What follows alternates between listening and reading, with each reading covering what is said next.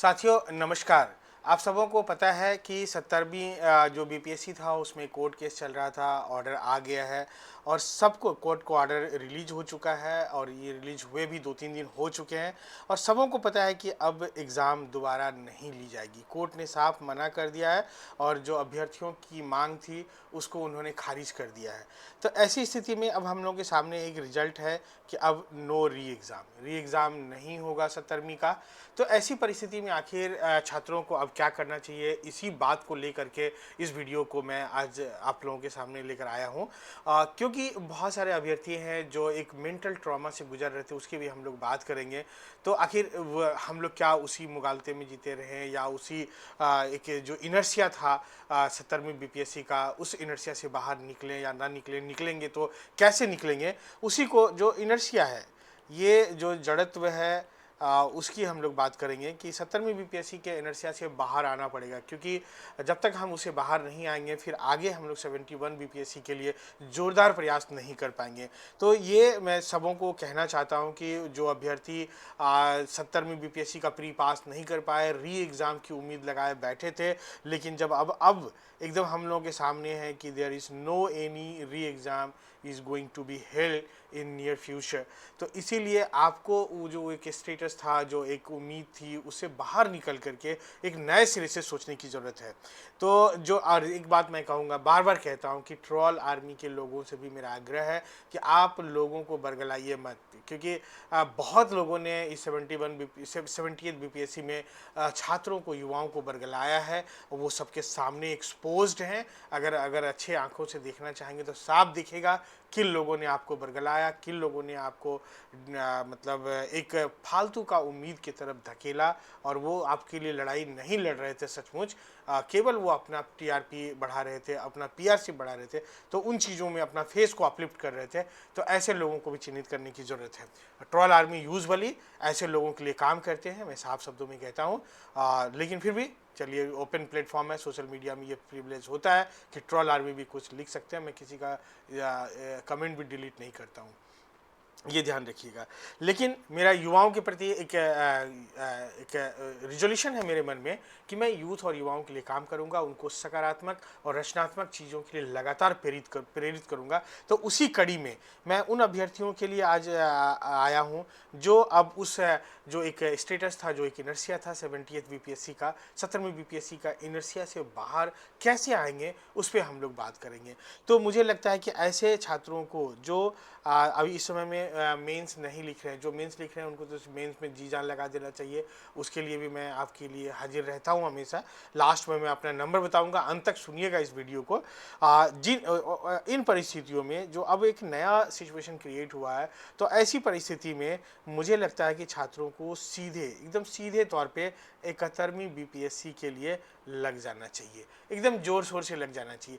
ये थोड़ा आइडियली कहना मुश्किल है, क्योंकि जो लोग मेंटल ट्रॉमा से गुजर रहे होते हैं, एकदम अचानक से नहीं आ पाते हैं, शिफ्ट नहीं कर पाते हैं, तो उसी शिफ्टिंग के लिए कि कैसे आप उस मेंटल जो इनर्शिया है वहाँ से भी निकल के आएंगे, जो आपने मेंटल ट्रॉमा पिछले 2-3 महीनों में झेला है उसको कैसे कट डाउन करेंगे, कैसे वहाँ से बाहर निकलेंगे, उसके लिए मैं वे आउट की बात करने आया हूँ। उसी पे आज मैं चर्चा करूँगा। एक बात ध्यान रखिए कि ये इलेक्शन ईयर है, तो उम्मीद है कि फिर एक बड़ी वैकेंसी 71वीं बीपीएससी के रूप में आए। इसमें मतलब अगर आएगी तो ये एक कोई नई बात नहीं होगी, एकदम एक्सपेक्टेड है। और जो स्पेकुलेशंस हैं हम लोगों का, तो हम लोग उम्मीद कर रहे हैं कि 71वीं बीपीएससी जल्द अनाउंस हो सकता है और बड़ी वैकेंसी के साथ अनाउंस हो सकता है। तो क्योंकि सरकार भी गवर्नेंस को दुरुस्त करना चाहता है अलग लेयर पे, तो कुछ नए कार्डर भी इंट्रोड्यूस होते रहते हैं। तो कुल मिलाकर के आप ये समझिए कि नाउम्मीद मत होइए और एक बड़ी वैकेंसी के साथ पुनः 71वीं बीपीएससी आ सकता है। इसमें अब ये मत सोचिए कि फिर से उसी तरह का कुछ प्रॉब्लम आएगा, उसी तरह हर बार ऐसा नहीं होता है।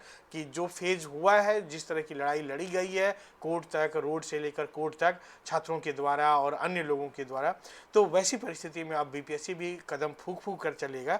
ऐसा नहीं है कि वो मतलब उसी को फिर से रिपीट करेंगे, जो भी उनके एंड पे जो भी गड़बड़ी हुई तो आगे वो कभी रिपीट नहीं होगा। कोर्ट का भी इस तरह का गाइडलाइन है।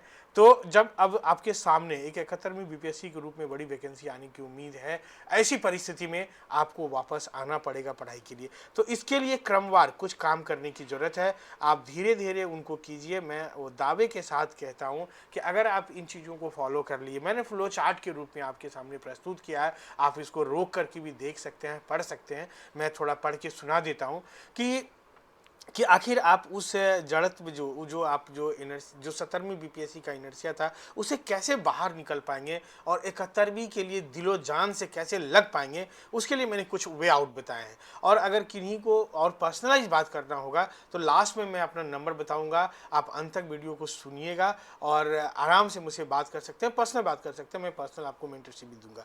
तो सबसे पहले तो आपको उस ट्रॉमा से जो आप पिछले 2-3 महीनों में एक मेंटल ट्रॉमा को झेले हैं, कभी उम्मीद जगी कि अब री एग्ज़ाम हो जाएगा, कभी लगा कि नहीं होगा, तो जो अंततः फैसला, कोर्ट का फैसला आने के बाद उस पर विराम लग गया, तो जो एक पीड़ा है, एक जो मानसिक पीड़ा से गुजरे हैं आप, उससे आपको धीरे धीरे बाहर आना पड़ेगा। आप जितना जल्दी उससे बाहर आएंगे, आप 71वीं के लिए उतना मजबूत दावेदारी प्रस्तुत कर पाएंगे। ये एकदम ध्यान से सुनिए। तो ऐसी स्थिति में कैसे आप अपने आप को बाहर ला पाएंगे, तो कुछ वे आउट आपको मैंने बताया है। आप मुझसे लगातार बात करेंगे तो और भी इसमें, मतलब ऐसा नहीं कि दिस इज़ फाइनल, तो आप और भी अपने रास्ते अपना सकते हैं। तो उसमें सबसे पहला क्या है कि खुद को आप स्टडी से जोड़ना शुरू कीजिए धीरे धीरे। जो इस बीच में 2-3 महीना में जो कोर्ट की प्रोसीडिंग हुई, यूट्यूब पे जो अलग अलग क्योश हुए, जो अलग अलग सत्याग्रह को लेकर के जो इवेंट्स हुए, तो उन सब की वजह से मुझे ऐसा मतलब मुझे पूरा मतलब यकीन है कि बच्चे पढ़ाई से नहीं जुड़े रहे होंगे, उनसे वो दूर रहे होंगे। कुछ ही बच्चे होंगे जो लगातार पढ़ाई से जुड़े रहे होंगे, लेकिन मेजॉरिटी स्टूडेंट को पढ़ाई में मन नहीं लगता होगा। तो अब आप नए सिरे से अपने आप को पढ़ाई से जोड़ना शुरू कीजिए।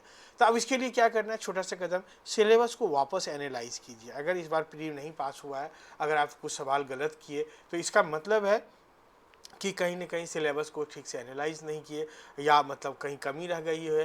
तो वो आप सिलेबस को एनालाइज कीजिए कि आपका सिलेबस क्या है। इस पर मैंने पूरा वीडियो बनाया हुआ है 17वीं बीपीएससी को लेकर के, कितने सेक्शन से आपको सवाल पूछे जाते हैं। अगर कोई बच्चा पर्सनली मुझे कॉल करेगा तो मैं वो वीडियो उसको भेज दूंगा, या मेरे आप चैनल पर खोज के उसको देख भी सकते हैं। तो आप सिलेबस को एनालाइज कीजिए। इसके बाद PYQ जो प्रीवियस ईयर्स के सवाल हैं, 17वीं का है, 69वीं का है, 68वीं का है, इन सारे सवालों को आप गो थ्रू होइए। 10-15 साल के जो सवाल हैं, उन सवाल को आप ज़रूर गुजरिए और अच्छे से डिटेल्ड एनालिसिस कीजिए। उसका जो सवाल होता है, अगर उसको डिटेल एनालिसिस करेंगे तो आपको range of topic, quality of questions और तमाम तरह की चीज़ों का पता लगेगा। ये नहीं करते हैं बच्चे। यूजुअली वो किसी कोचिंग में नाम लिखा लेते हैं और किसी ऐसे टीचर के पीछे लग जाते हैं जिनको अभी कभी कमीशन का उन्होंने एग्ज़ाम नहीं दिया, कमीशन के बारे में उसको कुछ पता नहीं है। मिलियंस बच्चे उनका पीछा करते हैं और वही बच्चे ज़्यादातर जीवन में असफल हो रहे हैं। तो आप यह ध्यान दीजिए कि PYQ को आप डिटेल एनालिसिस कीजिए, और जब डिटेल एनालिसिस करेंगे तो आपको बहुत कुछ लगेगा। कैसे PYQ को एनालाइज किया जाता है, आप उसके लिए मुझसे बात कर सकते हैं। मैं आपको बताऊंगा कि how to analyse previous years questions. इसके बाद अपने जो वीक पोर्शंस है उनको आइडेंटिफाई कीजिए। आप सवाल को देखिए कि कहाँ आपके सवाल नहीं बन रहे हैं। अब मतलब पहले तो सब्जेक्ट वाइज देखिए, सब्जेक्ट के अंदर में भी अलग अलग सेक्शंस है, सेक्शन वाइज देखिए, टॉपिक देखिए, सब टॉपिक देखिए। तो वीक पोर्शंस को डिटेल्ड में आप आइडेंटिफाई कीजिए और उस पर थोड़ा होमवर्क करके और उसको थोड़ा थोड़ा आप पढ़ना शुरू कीजिए। उसको मजबूत एक एक करके मजबूत करना शुरू कीजिए। अपने स्टडी मटेरियल को भी एनालाइज कीजिए कि कैसे स्टडी मटेरियल को एनालाइज करेंगे, यह भी मैं बता देता हूं कि आपके पास जो स्टडी मटेरियल उपलब्ध हैं और PYQ के आंसर्स जो नहीं बन रहे हैं, उनके आंसर्स उन आप मटेरियल में ढूंढिए। अगर मिल रहा है, इसका मतलब है कि आपका जो मटेरियल है वो एनफ है। अगर नहीं मिल रहा है तो कितने सवाल नहीं मिल रहे हैं, किस तरह के सवाल नहीं मिल रहे हैं, और इसके लिए भी आप अगर डिटेल में जानना चाहेंगे तो आप मुझसे संपर्क कर सकते हैं। मैं और इसका साइंटिफिक तरीका बताऊँगा। इसके बाद आप अभी जब कि आप बहुत दिन से 2 महीना 3 महीना से पढ़ाई से दूर हैं, तो ऐसी स्थिति में अचानक से आप बहुत एग्जॉस्टिव शुरू नहीं कर सकते हैं। करेंगे तो वो ब्रेक डाउन का स्थिति होगा। तो ऐसी स्थिति में आप सिंपल फैक्ट से रिवाइज़ करना शुरू कीजिए, जो लगता है कि आपको आता है, जिस पे आपकी थोड़ी पकड़ है, जिस पे आपकी थोड़ी समझ भी है। तो उन चीज़ों से आप पढ़ना शुरू कीजिए और उसके बाद एक अच्छा पीयर ग्रुप भी बनाइए। पीयर ग्रुप आप अपने फैमिली मेंबर, जो आपके फैमिली मेंबर होंगे, जो इस कमीशन को जानते होंगे, कमीशन की तैयारी करते होंगे, उनके साथ बना सकते हैं। आप किसी अपने बैचमेट के साथ बना सकते हैं जो आपके साथ तैयारी कर रहा है, लॉजमेट, उनके साथ कर सकते हैं, कोचिंग मेट के साथ कर सकते हैं। एक अच्छा प्योर ग्रुप का होना बहुत ज़रूरी है। और एक अच्छा मेंटर को भी खोजिए, जो आपको समय समय पे आपकी कमियों को बता पाए और आपको बता पाए, आप सही चीज़ बता पाए, अच्छा तरीका बता पाए पढ़ाई का। तो ये दोनों चीज़ का खोजना बहुत ज़रूरी है, क्योंकि इन दोनों चीज़ को जब आप एक अच्छा पीयर ग्रुप बनाएंगे, एक अच्छा मेंटर आप खोज लेंगे, तो समझिए कि आपको समय समय पे जब आप जब वीक होते हैं, जब आप डिमोटिवेट होते हैं, तो वैसी परिस्थिति में ये एक अच्छा मेंटर और अच्छा पीयर ग्रुप आपके लिए एक वरदान की तरह काम करता है, एक संजीवनी की तरह काम करता है और वापस आपको रिज्यूम करता है हार्ड वर्क के लिए। तो इसका होना बहुत ज़रूरी है, ये आप बनाना शुरू कीजिए। इसके बाद रचनात्मक और सकारात्मक चर्चाएं कीजिए। अब जो हुई सो हो गई, लेकिन आगे अब आप पॉजिटिव चर्चा कीजिए और आप रचनात्मक और सकारात्मक चर्चा कीजिए। कंस्ट्रक्टिव चर्चा करना है कि हाँ, अब जो एग्ज़ाम होगा वो अच्छे से होगा, अच्छे होने की उम्मीद है। और ऐसा नहीं है कि मतलब हर बार एक ही तरह का प्रॉब्लम क्रिएट होगा, क्योंकि इतने सालों से एग्ज़ाम हुए तो हर बार इस तरह का प्रॉब्लम क्रिएट नहीं होता है जो इस बार हुआ 17वीं बीपीएससी में। तो एक रचनात्मक और सकारात्मक जब आप बातें करेंगे अपने सराउंडिंग में, तो आपको थोड़ा आगे एनर्जी मिलेगा और आगे पढ़ाई के लिए आपका मन प्रेरित होगा। तो इन छोटे छोटे माध्यमों से, इन छोटे छोटे कामों को कर कर आप जो है 1 2 3 सप्ताह के अंदर में वापस उसी डेडिकेशन के साथ तैयारी कर सकेंगे, उस मतलब स्पीड में लौट सकेंगे वो जो आपका पहले हुआ करता था। जैसे 17वीं बीपीएससी होने से पहले जो आपके अंदर एनर्जी था, जो आपके अंदर में उत्साह था, उस उत्साह के साथ में आप लौट पाएंगे। इन चीज़ों को अगर आप लागू करते हैं, इन चीज़ों को अगर आप लागू करते हैं धीरे धीरे, तो आप मुझे यकीन कीजिए कि आप 1 से 2 सप्ताह में, कोई बच्चे 1 सप्ताह में लौट जाएंगे, कोई 2 में, कोई 3 में। और आप मुझसे बात कर सकते हैं। मैं लास्ट में कह देता हूं कि मैं मतलब पूरे भारतवर्ष के बच्चों के साथ जुड़ता हूं शाम के 6 बजे से 9 बजे रात के बीच में। और इसके लिए मैंने अपने लगातार फ़ोन नंबर जारी किए हैं। अभी भी मैं बोल देता हूं, मेरा फ़ोन नंबर 6206692145 है। शाम के 6 बजे से रात का 9 बजे तक में आप मुझे कॉल कीजिए। अगर कॉल का जवाब हम नहीं दे पाए तो निश्चित है कि मैं मतलब अगले दिन तक में कभी न कभी आपको हम आंसर कॉल बैक करेंगे। अगर बाई चांस हम कॉल बैक नहीं कर पाते हैं, तो मैं आपसे आग्रह करता हूँ कि आप दोबारा कॉल करें, दूसरे दिन, तीसरे दिन, तो आपको बात हो जाएगी, इस बात की गारंटी है। और इसमें मतलब हज़ारों हज़ार बच्चों को मैंने बात किया है और मैंने नंबर जारी किया है। बहुत सारे बच्चे इस अभी चैनल में देखे होंगे, जुड़ते होंगे, जिनसे मैं बात करता हूँ, कॉल बैक भी मैं करता हूँ। ऐसा नहीं कि नंबर केवल जारी कर दिया, वो इंगेज आएगा, नंबर नहीं लगेगा, ऐसी कोई बात नहीं होगी, ये इसका यकीन रखिए। तो मतलब दोस्तों, मुझे लगता है कि आप 71वीं बीपीएससी को नए जोश और नई उत्साह के साथ में शुरू करेंगे। और हमारी जो भी आपको ज़रूरत पड़े, आप मुझसे संपर्क कर सकते हैं। All the best, thank you.